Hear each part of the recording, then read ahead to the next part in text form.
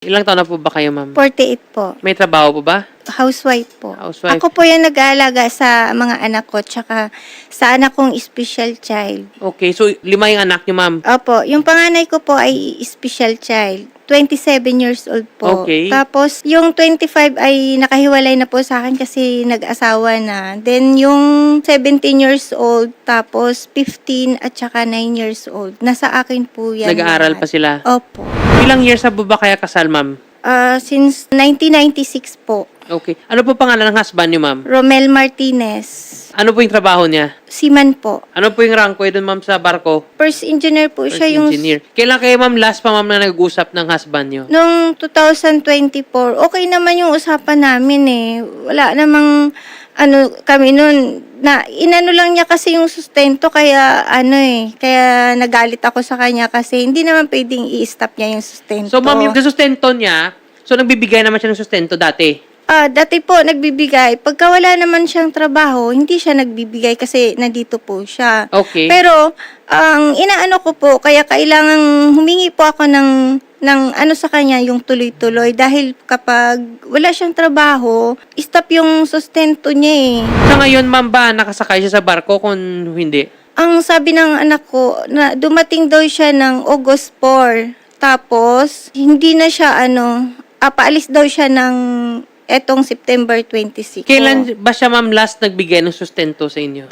Nakuha ko nung August 3 din. Dapat September 3 meron na yung sustento ulit. So, dapat monthly, every third of the month. Opo, monthly So, po. August 3 meron. Opo, yes Pero po. itong September 3, wala. Wala na po hanggang ngayon po. Hanggang ngayon. Nagbigay po siya sa akin ng 10,000. Then, sabi ko sa anak ko, hindi kasya yung 10,000 sa dami nyo. Tsaka, hindi naman ganun kamura ang bilhin. Oo. Magkano ba dati, ma'am, sustento binibigay sa inyo ni Sir Romel? Dati po, 36,000. Then, 44. Tapos, itong last po, 56, minsan 55. Okay. Yun po. Nung sinabi mo nga, ma'am, na first engineer siya, mukhang mataas atong rangko sa barko eh. So, dapat, kasi Ang sahod po niyo, sir, is 370, 360K. 360,000 a month. Opo. Tapos binibigay sa inyo, ma'am, 50,000+ lang. 56 po, minsan 55. Nako. Tapos, ang problema po, kapag nandito siya sa Pinas, kahit bagong dating, hindi siya nagbibigay sa amin.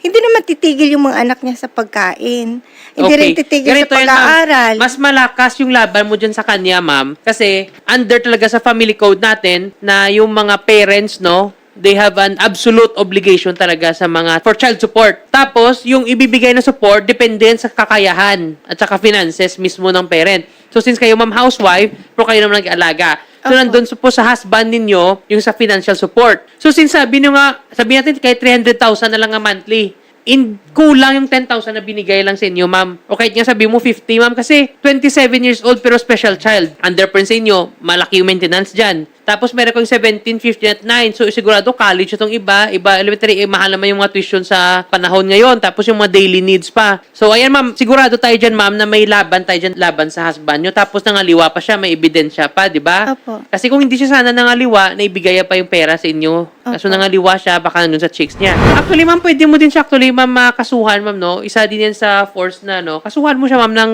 concubinage para mapilitan talaga siya magbigay din ng support. Pwede din nga vowsy kasi kung dinadaan niya sa economic abuse, yung tipo na hinuhold yung pera sa inyo to the point nga nagsasuffer kayo, kaso din siya vowsy, diba? Opo. Pero sa ngayon, ma'am, yung importante dito is makakuha tayo ng support galing sa kanya. Opo. Yun Kaya- lang po naman ang gusto ko, sir, na makakuha ako ng kasi hindi naman pwedeng pa-stop-stop. Gusto ko po Tama. yung tuloy-tuloy po. Kasi yung mga anak ko nasa akin po lahat eh.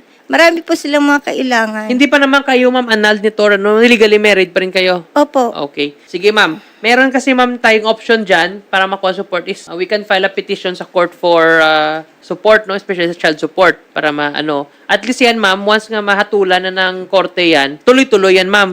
Wala na yung reason yung husband nyo kahit nandito siya sa Pilipinas, kasi fixed na yan nga monthly kakaltasan siya sa kanyang sahod. So, bahala siya ng diskarte niya kung paano niya mag-save siya kapag andito siya ang kasakay, may bibigay pa rin siya. Opo. Otherwise kasi mas mabigat magbigay ng parusa yung mga korte. And regarding naman sa sabi namin ibang option na sabi namin yung concubinage at saka yung vowsy, pwede talaga yung makasuhan si Mr. nyo kung gusto nyo, ma'am. Kasi kung kubinadge, kayo talaga magkaso niyan. So, depende sa inyo, ma'am, kung gusto nyo ba siya ipakulong or ano. Ang gusto ko po, sir, kung magkakasundo po kami, yung sahod niya po is kung maari, hati kami. Dahil kung wala siyang trabaho, hindi siya magsusupport sa amin, edi kawawa naman yung mga anak ko. Kung ma-standby po siya ng ilang months, hindi naman siya magbibigay sa akin. Kasi kung ang allotment niya po is kung halimbawa 56, kung hindi siya makasakay ng ilang months, di wala rin po kaming support. Tsaka hindi kami nag-uusap na niya. Tsaka mahirap siyang kontakin, mahirap din siyang kausapin. Pag about naman sa mga financial, ang hirap-hirap niya magbigay. Kaya ang gusto ko yung cap kung pwede po. Kasi nasa akin yung mga anak ko, tsaka kung halimbawa po may emergency kami, hindi naman ako makalapit sa kanya. Dahil yung anak ko, may special yun. So, kailangan talaga namin ng pagka naman lumapit ako sa kanya, di naman siya magre-reply. Lalo na pagdating sa pera. Alam mo ba yung kompanya niya kung saan? Pumunta ako ng office niya kahapon, sir. Ano pangalan? Wala na po daw dun, sir. Pinull out na po daw yung documents niya. Sabi nung manager po ata yung nakausap ko, baka lumipat na siya ng iba. Ibang agency? Ibang agency Okay. po. Sa ngayon, ma'am, since importante ngayon, ma'am, yung support kasi kawawa po kayo tsaka yung mga anak nyo.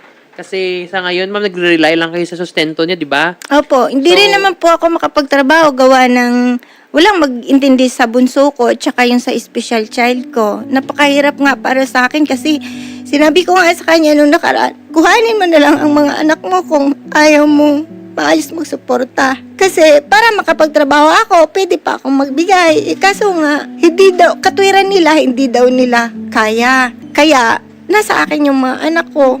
At saka, hindi nila kaya kasi yung special child ko, hindi nila kayang alagaan. Kasi, hindi siya marunong. Idaanan natin direct sa korte. We will file a petition for child support at saka sa spousal support din kasi kahit paano masawa ka pa rin niya, may obligasyon pa rin siya, ma'am, nga tutulungan ka. Pero yung obligasyon niya sa mga anak niyo, absolute talaga yan. So, yung the best nating approach dito, ma'am, especially sa mga husband na nangaliwa, yung mga seaman na to, nangaliwa sila, pwede nga talaga sa makasuhan ni ma'am ng voucher at concubinage. Pero nakadepende pa rin to kay ma'am kung kakasuhan ninyo, ma'am. For practicality, minsan kasi pag makulong sa sarehas, walang income. So, Opo. isa support. So, sa ngayon yung ating primary goal dito, ma'am, is makakuha tayo ng support. Habang may siya. Kaya idaan natin yung ma'am sa petition for support. Pero mali-mali pa rin talaga yung ginawa ni Romel na sabi niya pag andito siya sa land, tapos siya magbigay. Mali yun kasi in the first place, alam niya na yung sahod niya, 350,000 a month. Di dapat, nag-ipon na siya para pag andito siya sa land, meron na siyang contingency. So, hindi pwede na i-deprive si ma'am at saka mga anak nila ng support just because he is here on land. It is his obligation as a father and sa husband. Diba? And sa kalaki-laki ng kita, 300,000+ tapos bibigyan ng 10K. That's injustice. Ngayon, ma'am, sa court na lang natin mamidaan para at least yan, ma'am, mabigay linaw. And pag yung court na, ma'am, nagbigay ng utos, ma'am, ma-execute talaga yan. Wala siya magawa dyan, ma'am. Kahit kabit niya, ma'am, wala magagawa dyan, ma'am. Sigurado, ma'am, may support kit talaga makuha monthly. Kasi it's either i-garnish yung kanyang ATM card, yung sahod niya sa inyo ibigay. Kasi depende dun sa mahatol ng korte kung magkano yung ibibigay. Ma'am Amalia, gusto din namin sana makausap yung husband nyo. Kaso nga, yun nga, hindi siya sumasagot. Pero dala na natin, ma'am, sa legal proceeding para ito, ma'am, sureball talaga, ma'am. Okay. Na assured ka, every month, hanggat buhay yung husband nyo, ma'am, may support ka makukuha. Opo. Para sa inyo, pamilya, ma'am, at sa anak nyo. Magpakatatag lang kayo, ma'am, and always praying for you. God bless, ma'am, sa inyo. And sana maging okay yung mga anak, yung kalagayan nila, mag-graduate na ng maayos, maging may mabuti ng pamilya, ma'am. Ayon po sa ating researcher, kaya din po sumasama ang loob nito ni Ma'am Amalia is mas nakakatanggap pa daw po ng allotment itong kabit ni Mr. kumpara po dito sa mga anak at asawa ni Sir Romel. Okay. With regard to that, ma'am, kung ako, ma'am, siguro, advice sa petition for support, ma'am, ikaso na din natin, ma'am. Itulungan po kayo, ma'am, ng team, ilakad to, ma'am. Para ma-consult kayo sa may prosecutor kung ano pwede. Kasi hindi pwede binibigyan ng allotment yung kabit, That's illegal.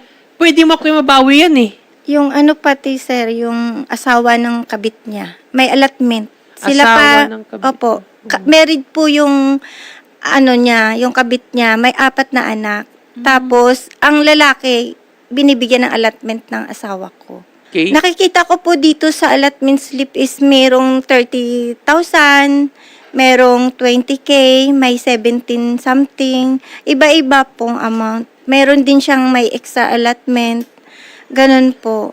Tapos, lahat po ng luho ng babae na ibibigay sa kanya. Ultimo mga tumbler na ibibigay. Tapos, gumagawa-gawa sila ng documents na meron silang business. Pero wala naman po. Ma'am, ganito mangyari, ma'am, based lang sa kwento mo, di ba sabi mo ngayong kabit is may asawa. Opo. Ngayon, kung yung kabit niya asawa, pa-filean kaso yung kabit niya, adultery, masasama din yung husband mo, makukulong. So, kung sa ganito man senaryo, makukulong siya, unahan mo na, ma'am, kasuhan mo na ng bawsi kung concubinage para, once nasa kulungan siya, yung mga propriedad ninyo, ma-inventory or may benta man sa korte, ma-liquidate, magbigay sa inyo buo yung pera, ma'am. Yan yung isang option nyo. But for the meantime, you can file this petition for support para every month meron ka talagang fixed na sustento depende sa korte. Opo. Then pag-isipan nyo, ma'am, kung ready na kayo nga filean talagang kaso tong husband nyo para, ayun, once and for all, mabigyan ng cut talaga. Like, yung lahat ng property nyo, kung ano man mabenta, may kahati ka talaga, ma'am. So, hindi na makuha yung kabit, ma'am. 'Di ba? Kasi dapat sa'yo talaga mapupunta, ma'am, eh. Kasi kayong legal wife, kabit lang sila, 'di ba? Opo.